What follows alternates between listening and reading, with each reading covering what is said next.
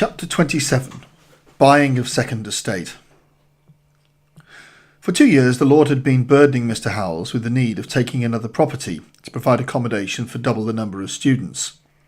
The word he'd received was, "Enlarge the place of thy tent, stretch forth the curtains of thine habitation, lengthen thy cords."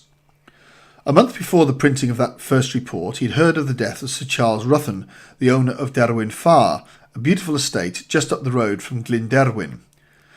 Derwin Far is Welsh for great oak. The ancient tree still stands in the grounds.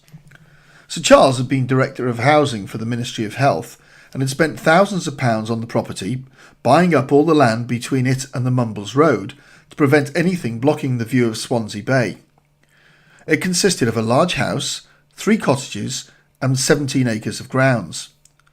Sir Charles had displayed his skill as an architect in altering the house, in laying out of acres of lands in lawns and flower beds, and in making the beautiful Italian gardens for which he had costly stonework brought from Italy, involving a total outlay of over £20,000.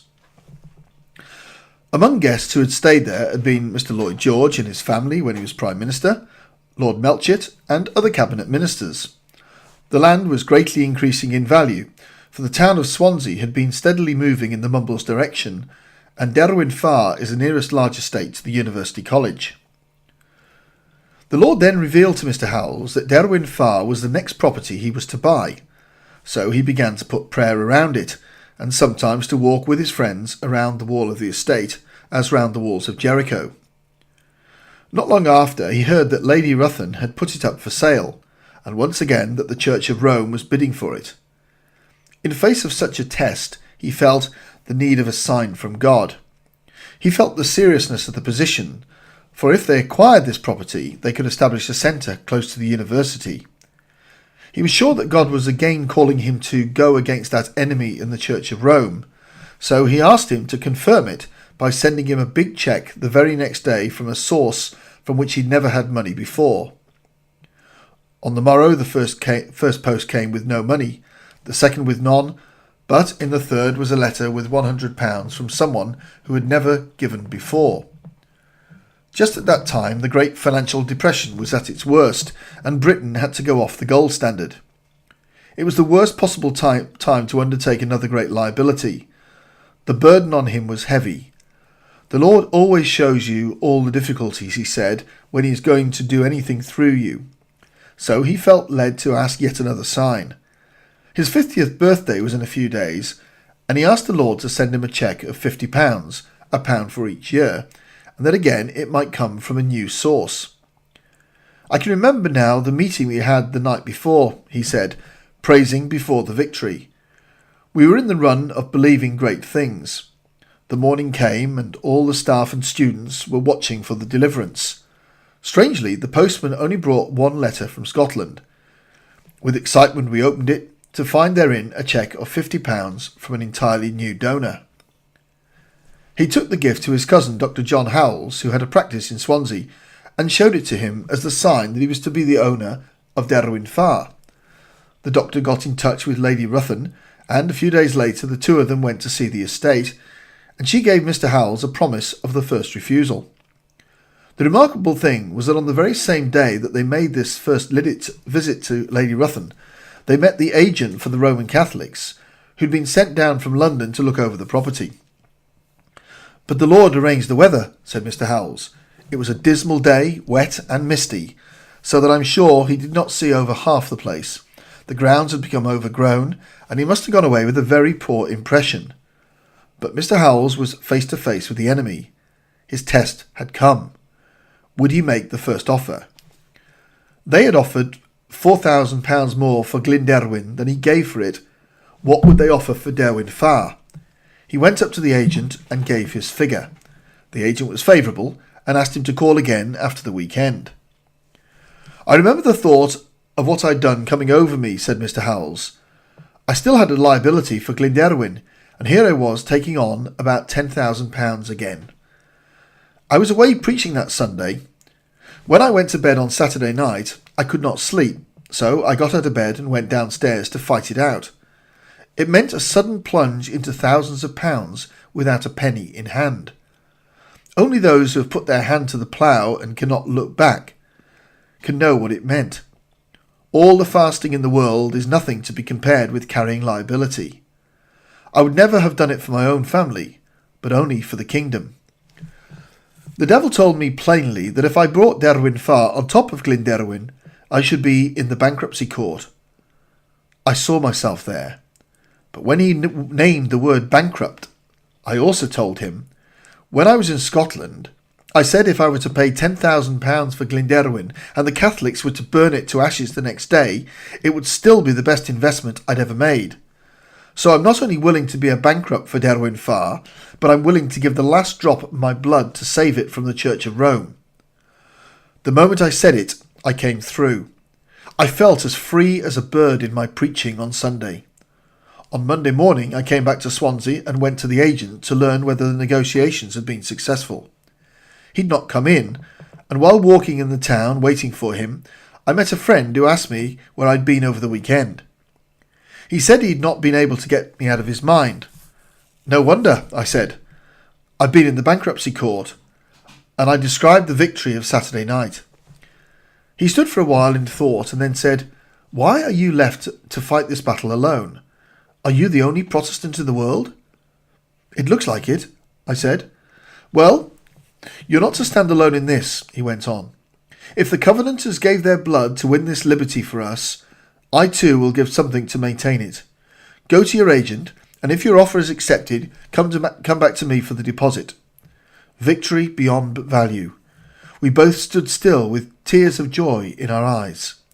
It had been a stiff climb, but I was able to say with Abraham, "Jehovah Jireh, in the mount of the Lord it shall be seen." And I too seemed to hear those words God spoke to his servant, "Because thou hast done this thing, in blessing I will bless thee, because thou hast obeyed my voice." Deliverance is always found on the mount. Living faith must first prove to God that it has taken his word and promise for victory.